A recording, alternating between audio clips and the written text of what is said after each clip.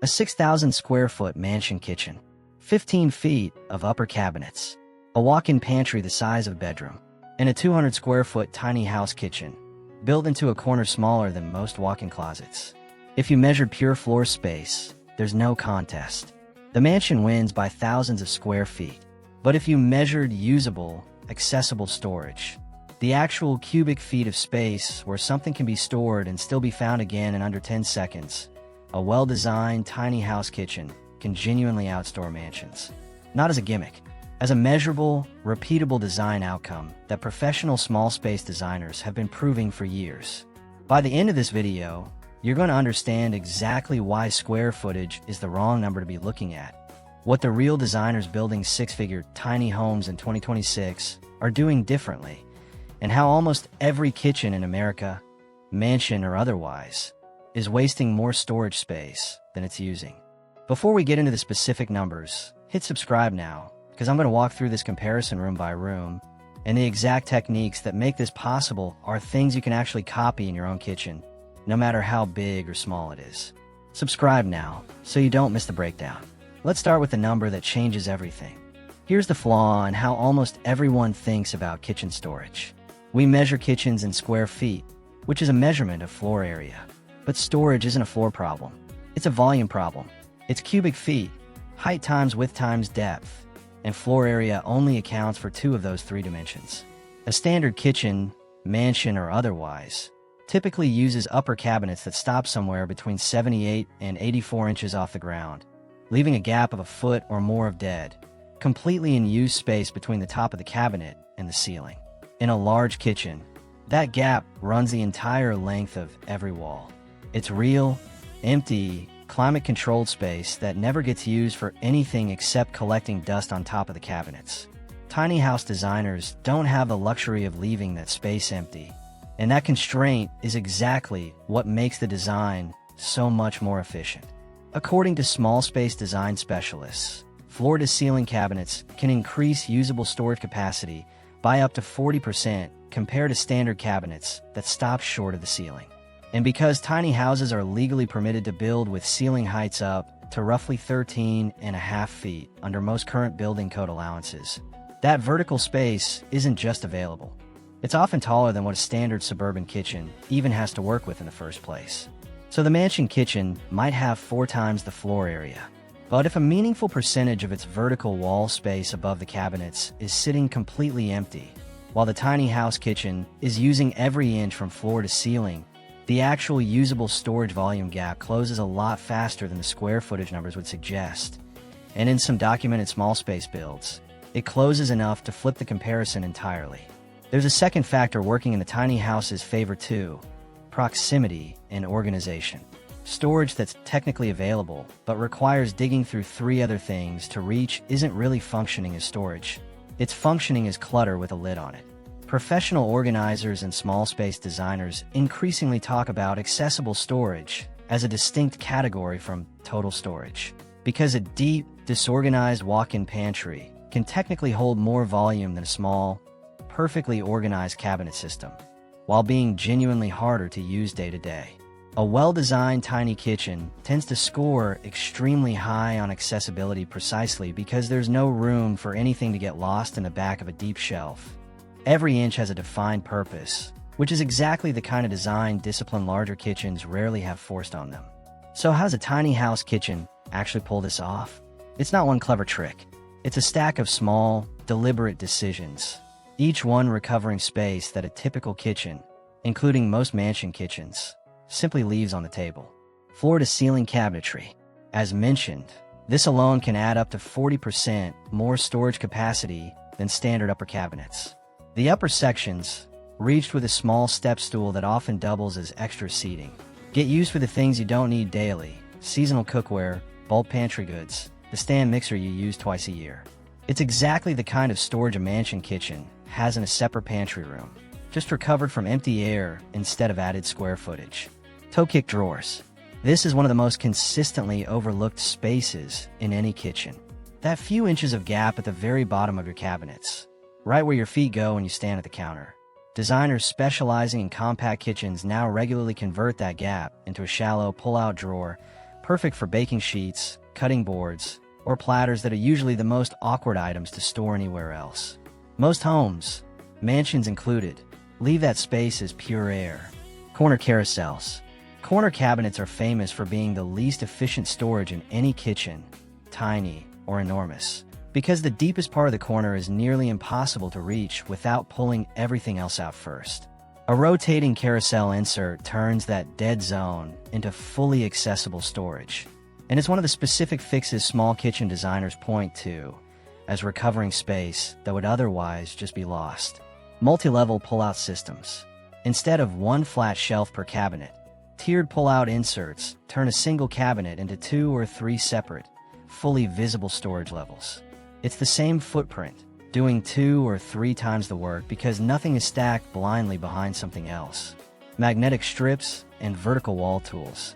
A magnetic knife strip or a mounted spice rack can free up 12 to 18 inches of counter and cabinet space that would otherwise be spent on a knife block or a spice cabinet. Inches that, in a kitchen this size, matter enormously. Hidden nooks. Small space designers specifically call out spaces most people never think to use. False front drawers near the sink that look purely decorative, but actually open, shallow shelves built into the space above the refrigerator, and even the narrow gap beside a cabinet that can fit a slide-out spice rack barely wider than a paperback book. Individually, each of these techniques recovers a modest amount of space.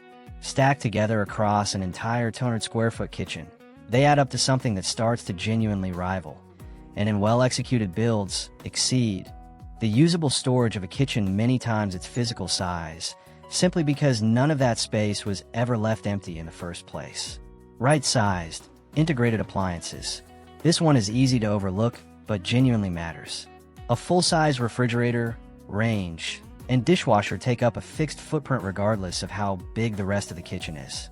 Tiny house designers frequently swap and appropriately scale versions of these appliances and integrate them directly into cabinetry, so they read as built-in rather than bulky add-ons.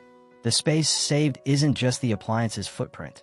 It's the clearance space around it that a full-size version would otherwise demand, which gets reclaimed as usable storage instead. Outdoor extensions. Some tiny house builds even extend functional kitchen space beyond the interior walls entirely, using covered outdoor prep areas or fold-down exterior counters for overflow storage and workspace during warmer months. It's not something a typical indoor mansion kitchen would ever need to consider, but it's one more example of the same underlying philosophy. Treat every available surface, indoors or out, as a resource instead of leaving it in use by default. Here's the uncomfortable truth about large kitchen design. Bigger isn't the same as smarter. Mansion kitchens are frequently designed around visual impact rather than storage efficiency. Soaring cabinet-to-ceiling gaps left open specifically to make the room feel grander. Deep corner cabinets that were never fitted with carousels because the room already has enough other storage that nobody bothered optimizing the awkward spaces. Entire walk-in pantries where boxes and bags get shoved onto deep shelving with no dividers. No pull-outs, no organization system. Meaning a huge percentage of that pantry's actual volume becomes what designers sometimes call dead middle space. Visible, but not genuinely accessible, because reaching anything requires removing 3 other things first. This isn't a knock on people who own large kitchens. It's simply a structural reality of how design incentives work. When you have abundant space, there's little financial or practical pressure to optimize every cubic inch of it. When you have 200 square feet and nowhere else to put anything, every single decision gets scrutinized because there's no room for waste to hide. That's genuinely the core insight behind this whole comparison. Tiny house kitchens aren't beating mansion kitchens by having more space. They're beating them by having zero tolerance for wasted space. And that discipline is something that scales up just as effectively as it scales down. Let's make this concrete, because it's easy to say more efficient without actually showing the math. Take a standard large kitchen with 30 feet of upper cabinets stopping at 7 feet high, in a room with 9-foot ceilings. That's roughly 30 feet of wall space with 2 full feet of wasted vertical air above every cabinet. 60 cubic feet of completely unused climate control volume gone. Now take a tiny house kitchen with just 12 feet of cabinet run, but built floor-to-ceiling in a space with an 11-foot loft-adjacent ceiling. Using the documented 40% capacity increase from floor-to-ceiling construction, plus toe-kick drawers, adding functional storage along the entire run that a standard kitchen doesn't have at all, plus a corner carousel recovering a dead zone that a standard corner cabinet would waste. The 12-foot run starts closing the gap against the 30-foot run far faster than the raw footage numbers suggest. It's not that the tiny kitchen has more total storage in absolute terms in every single case. A genuinely enormous mansion kitchen with a separate walk-in pantry room will often still win on raw capacity. But per square foot, and often in total usable, organized, actually reachable storage, a well-executed tiny kitchen frequently outperforms a much larger space that was designed for visual scale rather than function. And for a growing number of small space designers working with clients in 2026, that's become the actual selling point. Not small, but livable, but smaller and more functional than what you had before. It's also worth pointing out that this comparison holds up best against the average large kitchen, not the small number of mansion kitchens designed by someone who genuinely obsessed over every storage detail. There are, of course, large kitchens out there with floor-to-ceiling cabinetry, fully fitted out pantries with proper organization systems, and corner carousels in every dead zone. And those kitchens absolutely will outstore any tiny house, because they combine the tiny house's design discipline with far more raw square footage to apply it to. The real comparison isn't small beats big. It's intentional beats careless. And it just happens that small spaces are forced into intentional design far more consistently than large ones are. Here's the genuinely useful part of this video, whether you live in 600 square feet or 6,000. Start by looking straight up. If there's a gap above your cabinets and the ceiling, that's the single highest value fix available in almost any kitchen. Extending cabinetry to the ceiling, even in just one section, reclaims real, meaningful storage that's currently doing nothing but gathering dust. Next, check your toe kick space. If there's a gap at the base of your cabinets right now, that's a near zero cost retrofit opportunity. Shallow drawer inserts are widely available and don't require rebuilding the cabinet itself. Then audit your corners. If you have a corner cabinet with a flat shelf instead of a carousel, that's one of the most commonly wasted spaces in any kitchen, tiny or enormous, and it's one of the easier fixes to retrofit. Finally, walk your kitchen and count the vertical wall space you're not using. The side of the cabinet, the strip of wall beside the fridge, the space above the sink window. Magnetic strips, slim pull-out racks, and mounted organizers can turn dead wall space into functioning storage without touching a single stud. None of these fixes require a full renovation. They require the same mindset a tiny house designer is forced to have by necessity, treating every cubic inch as a resource worth accounting for, instead of assuming that more square footage automatically means more usable space. So let's bring this back to where we started. A mansion kitchen with thousands of square feet, a tiny house kitchen that could fit inside its pantry, and a real, measurable case where the smaller space wins. Not on size, but on discipline. Floor-to-ceiling cabinets, toe-kick drawers, corner carousels, every dead zone accounted for, because in 200 square feet, there's no room for waste to hide. That's really the whole lesson here. More space doesn't automatically mean more storage. More intention does. And the tiniest kitchens in the country, out of pure necessity, have gotten better at that than almost anyone else building homes today. If you want more of these, real design breakdowns, real comparisons, no fluff, subscribe because the next video takes the exact same measuring approach into a tiny house bathroom that somehow fits more storage than a hotel suite. Thanks for watching all the way through. I'll see you in the next one.